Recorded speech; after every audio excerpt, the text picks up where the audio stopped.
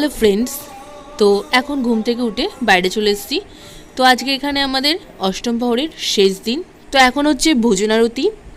তো শেষ দিনের ভিডিওটা একটু লং হয়ে যাওয়ায় আমি দুটো পার্টে ভিডিও নিয়ে এসেছি, একটা পার্ট 1 একটা পার্ট 2। তো এটা পার্ট 2 এর ভিডিও। তো এখানে এখন মানে ভোজনারতি, তো এটা হওয়ার পরে আমরা খুবই আনন্দ করি। যদিও শেষ হয়ে যাবে আজকে, তো একটু একটু তো মন খারাপ প্রত্যেক বছরই হয়। তো এই ভোজন আরতিটা শুনতে খুবই ভালো লাগে, তো তোমরাও একটু শুনে নাও।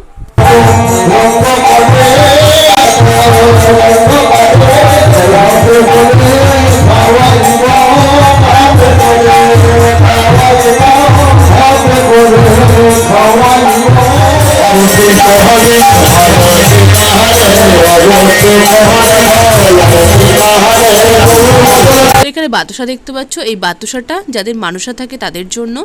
আর এই যে এখানে এখন ঠাকুরমশাই আরতি করে নিচ্ছে। আর তোমাদেরকেও একটু দেখিয়ে দিই, এই যে এখানের মালসা তৈরি হয়েছে এতজনার।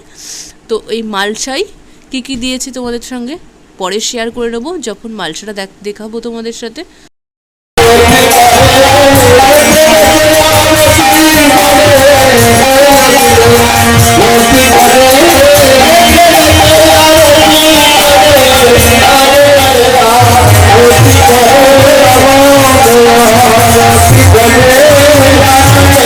তো এখন এখানে আমরাও চলে এসেছি। তো এখন আমাদের এখানে এখন 7 পাক ঘোরার নিয়ম আছে ভোজনারতি হতে হতে।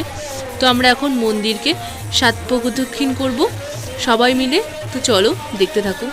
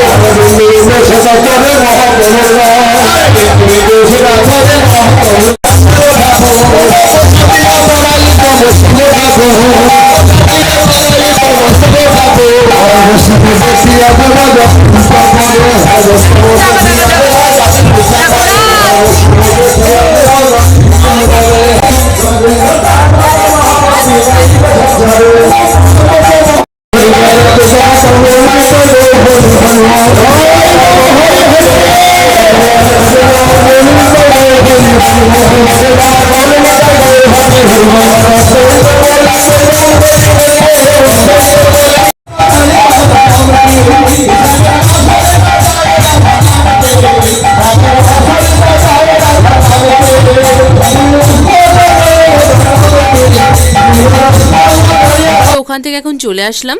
তো এখন সব বাতাসা ছিটানো হচ্ছে। তো এটা এখানকার নিয়ম। তো যে বানসা করে যে বাতাসাগুলো, তো সেই বাতাসাগুলো এখন ছিটানো হবে আর সবাই সেগুলো কুড়িয়ে নেবে। এটাই প্রসাদ। আর এরপরে এখন মহাপ্রসাদ দেয়া হবে, খিচুড়ি প্রসাদ। তো তোমরা দেখতে থাকো ভিডিওটা পুরো ফুল। তো চলো এবার তোমাদের দেখিয়ে দিই মালসায় কি কি প্রসাদ দেয়। তো কিছু ফল প্রসাদের একটা বাটা দিয়েছে, আর এদিকে ক্ষীর, মিষ্টি, তারপরে লুচি এসব দিয়েছে একটাই। তারপর এখন সবাইকে বসিয়ে নেওয়া হয়েছে, এখন খিচুড়ি দেওয়া হচ্ছে এখানে। তো আমাদের পাড়ায় প্রত্যেক বছর খুবই ভিড় হয়, সেই তুলনায় আজকে ভিড়টা কম, কারণ অন্য পাশের পাড়ায় হলো কীর্তন হচ্ছে, তো সেখানে মানুষ কিছু গিয়েছে তার জন্যই হয়তো। আর এখন 11টা বাজে, দেখতে পাচ্ছ এখনও রান্না চলছে। তো আজকে এখানে ভিডিওটা এন্ড করছি। ভালো লাগলে লাইক, কমেন্ট, সাবস্ক্রাইব।